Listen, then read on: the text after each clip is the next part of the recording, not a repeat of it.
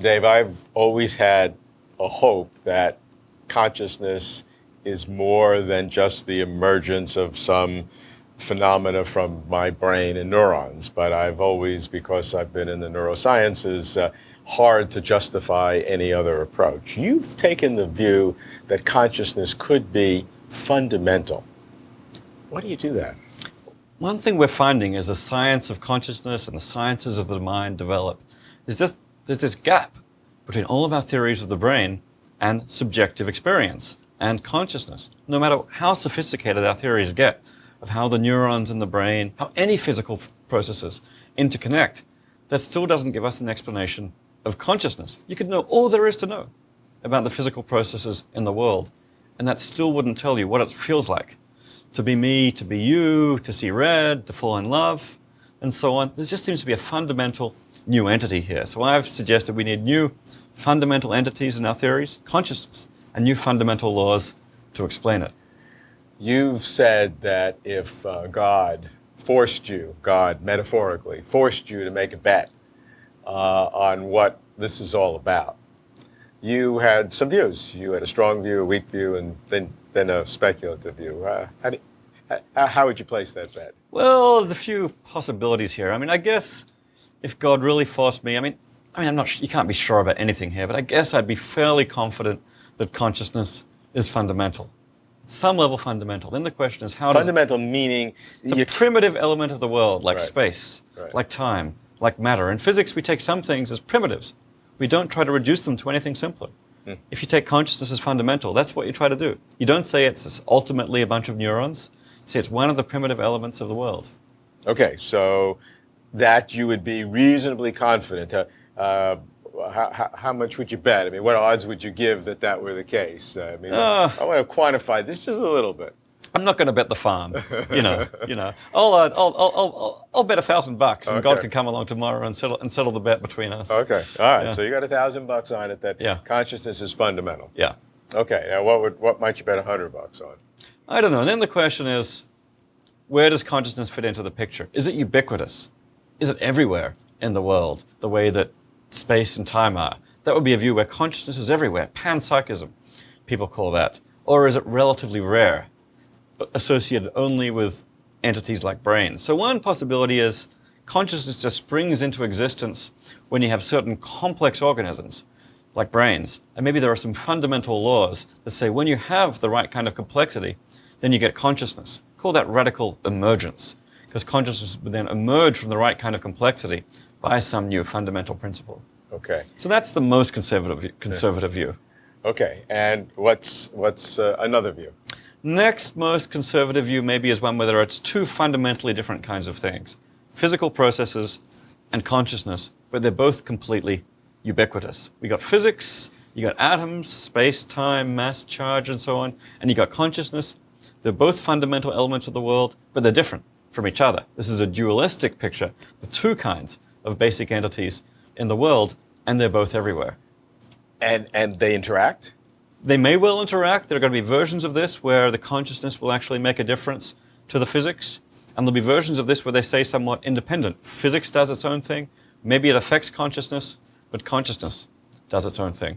Okay, so in that view, you have two independent things. Physics certainly affects the consciousness in all ways, and consciousness may affect physics in one, but it doesn't have to. Yeah. Good. Yeah. Okay, what's the third? Now, the most radical and most interesting view of all, perhaps, is the view where consciousness is fundamental and physics and the physical world emerges from that. So this is the view where, the fundamental atoms of the world are little bits of consciousness, tiny little conscious entities. And maybe what physics takes to be particles. No one knows what a particle really is in itself. We know how they interact with each other and how they affect us. But on this view, what there is ultimately is little bits of consciousness. When bits of consciousness get hooked up in the right way, they're governed by these physical laws. And structures of these things produce the physical entities, atoms, molecules that we know and love. Certainly, the more physics has developed, the more we realize that what we think are particles are not little tiny billiard balls. but smears of probability, Yeah. of which the vast amount of this entity is empty. And even the place where there's high probability is extremely small percentage of whether it's the atom or the nucleus or the quark or however you've done, even of any particle, most of it is space and it's all probabilistic anyway. So it's getting a little murky. Physics is very mysterious. There are processes, there are waves, there are fields. But what are these things in themselves? Physics really gives us a mathematical characterization of these things, and that's really useful. But it doesn't tell us what their ultimate intrinsic nature is. So I think this view, the mathematics of physics, could be combined with sort of a metaphysical view, where the ultimate nature of these things is consciousness. These are waves of consciousness, fields of consciousness, which obey these bizarre and interesting dynamics characterized by physics, which have an intrinsic nature that we're experiencing directly for ourselves when we experience consciousness. So God is going to make you bet again. So how much you going to place on this one? This is a tough one. This is the view I would like to be true. If I had to choose radical emergence, the conservative in me likes that one. Consciousness is rare, only comes up occasionally in brains. Conservative, not so aesthetically pleasing.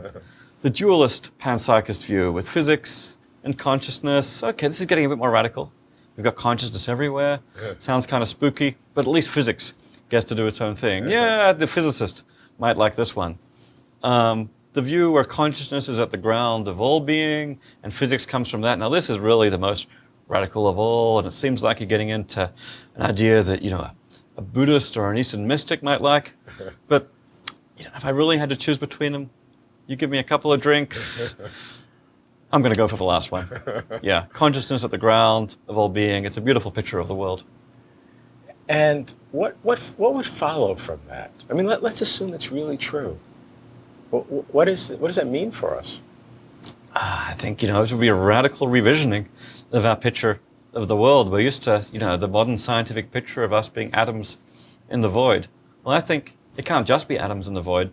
It's got to at least be atoms in the void plus consciousness. So that's already radical. That tells us something about our existence is a fundamental part of the world.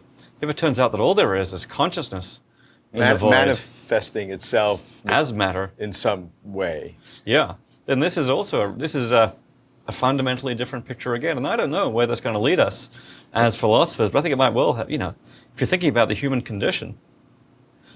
Now that would imply that anything has a degree of consciousness. It makes us more continuous you with the natural call world. it pan-proto-psychism. A little bit of proto-consciousness in everything. Here's one effect it might have, I'll tell you. I mean, I used to think I shouldn't eat anything that's conscious. Therefore I should be a vegetarian, I'm not going to eat meat or fish and so on. And then I became a panpsychist, became continuous with nature. I was going to get really hungry. It's like I couldn't eat a thing. So now I've decided that what really matters for this kind of moral value isn't consciousness per se, but complex consciousness. I had a friend who and said intelligence. He wouldn't eat anything that had a face. Okay, so fish are kind of borderline, and yes, lettuce salads are kind of okay. But once you see consciousness everywhere, you actually see ourselves as much more continuous with the rest of the natural order, and you're just going to have to face facts. If you're going to eat anything, you're going to have to eat some consciousness. But maybe on the other hand, it no longer seems like such a bad thing because that consciousness is still out part there of everywhere and merges into everything. Yeah. It's very Eastern. It's very Buddhist. It has elements of many Eastern kinds of philosophies. It is. On the other hand, maybe it's just a rationalization because I really like the taste of that stuff.